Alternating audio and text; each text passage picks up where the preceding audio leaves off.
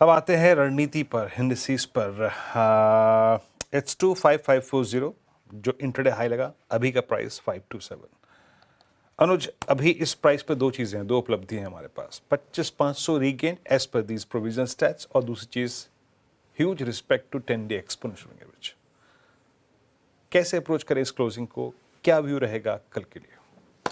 देखिए वीरू, मेरा व्यू जो पिछले 5-6 दिन से भी है वो यही है कि इंट्राडे में भले ही आप दोनों तरफ की ट्रेड्स लें, लेकिन पोजिशनली इस मार्केट में डिप्स पर मंथ एंड की कॉल्स एक्यूमुलेट करें।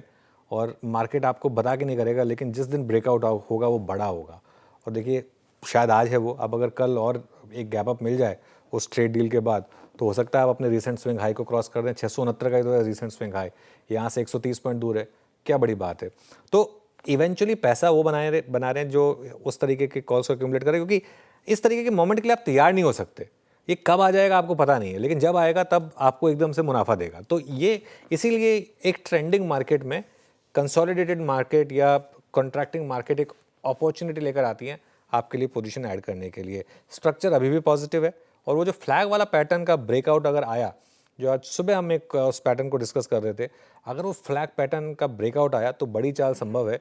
और मुझे हैरानी नहीं होगी अगर आप 25,650 क्रॉस करने के बाद इसी सीरीज़ में अगर 25,850, 25,900 तक के भी लेवल्स देख ले।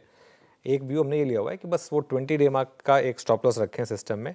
लेकिन एक चीज़ और ऐड करूँगा, ऐसे मूव्स को चेज करने के बजाय आप गिरावट में खरीदारी करेंगे ना, तो वो बेटर रहेगा, क्योंकि चेज करने में दिक्कत आ जाती है कई बार। चलिए अब कल की तैयारी करते हैं। यतिन के पास चलते हैं पहले डीलिंग रूम चेक के लिए। Yatin, good afternoon. Good afternoon. आज बहुत सारे रियल एस्टेट स्टॉक्स में शॉर्ट कवरिंग देखने को मिल रही है। पर्टिकुलरली बात करें डीएलएफ की, तो काउंटर में ज़बरदस्त मजबूती है और काफ़ी अच्छे वॉल्यूम्स के साथ आज काउंटर में मोमेंटम दिख रहा है। इनफैक्ट डीलर्स की अगर आप माने तो यहाँ म्यूचुअल फंड्स की खरीदारी के चलते काउंटर में बीटीएसटी का ट्रेड लिया जा सकता है 850 से लेकर 855 के टारगेट्स के लिए। और ओआई में भी लगभग 2% का पॉजिटिव बदलाव होता हुआ नजर पड़ रहा है जुलाई सीरीज के लिए। इसके अलावा जेएसडब्ल्यू एनर्जी डीलर्स के हिसाब से एफआई की यहाँ एक बिकवाली जो चल रही थी वो खत्म होने आई है, और शायद यहाँ से स्टॉक में बाउंस बैक एक्सपेक्टेशन है। 525 के टारगेट्स के लिए यहाँ भी डीलर्स जुलाई फ्यूचर्स खरीदने की एडवाइस दे रहे हैं। ओके, तो इस समय जेएसडब्ल्यू एनर्जी यहाँ पर जेएसडब्ल्यू एनर्जी पे एसटी बीटीएसटी था एक्चुअली, सेलिंग खत्म हो गई है। हाँ वही, वो गलत लिख दिया गया था खरीदारी के। हाँ, दोनों पर बीटीएसटी डीलर्स की तरफ से आ रही है। चलिए अब बीटीएसटी की बात हुई रही है तो बीटीएसटी ट्रेड्स की शुरुआत करते हैं। गाबा सर, क्या कैरी करें कल के लिए? आई थिंक स्टॉक रहेगा एशियन पेंट, जो हमने कल या परसों डिस्कस किया था और लगा था कि 2490 का है, वो ब्रेकआउट आएगा और पार कर लेगा और हायर जोन देखेंगे। मुझे अब भी स्टॉक अच्छा लगता है। यस, 2484 पर ट्रेड कर रहा है। स्टॉप लगाना चाहिए करीब 2465 और near term target 2 I think 2550, वहां तक जाना चाहिए, matter of time. Okay, Asian paints शानदार क्लोज। और एशियन पेंट्स के बारे में एक बात जरूर कहनी पड़ेगी कि आज finally a close about 200 day exponential average. एक लंबे अंतराल के बाद मतलब अक्टूबर 2024 के बाद।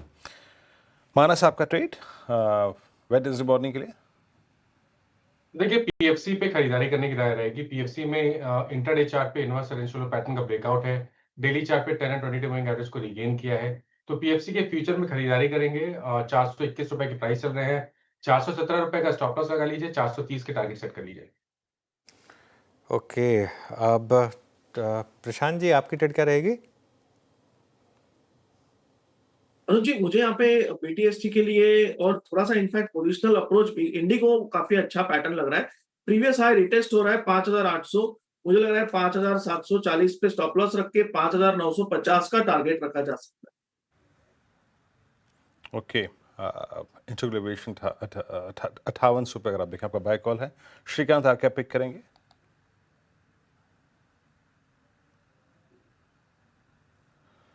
श्रीकांत जी आज खेल गए। श्रीकांत जी म्यूट बटन दबा हुआ, उसको अनम्यूट कर दें।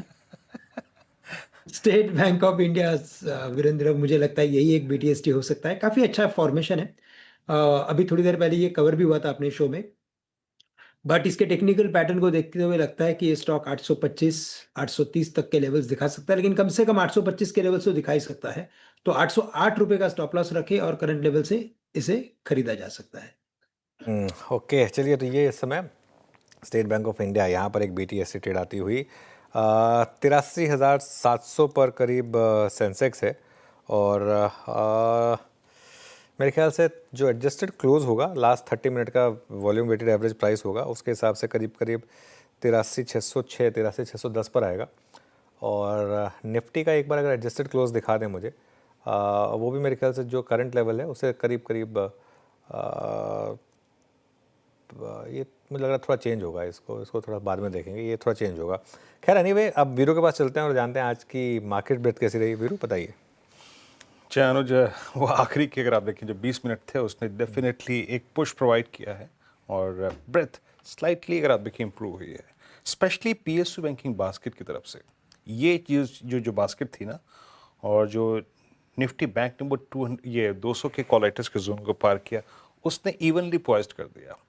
87 लॉन्ग्स 32 में शॉर्ट कवरिंग और शॉर्ट 96 और लॉन्ग अनवाइंडिंग 13 में।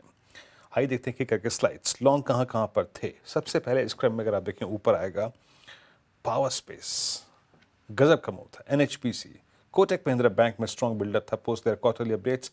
डिलीवरी आज का सबसे अगर आप देखें शानदार ट्रेड रहा। आईफिल फाइनेंस और एबी फैशन, शानदार मूव यहाँ पर।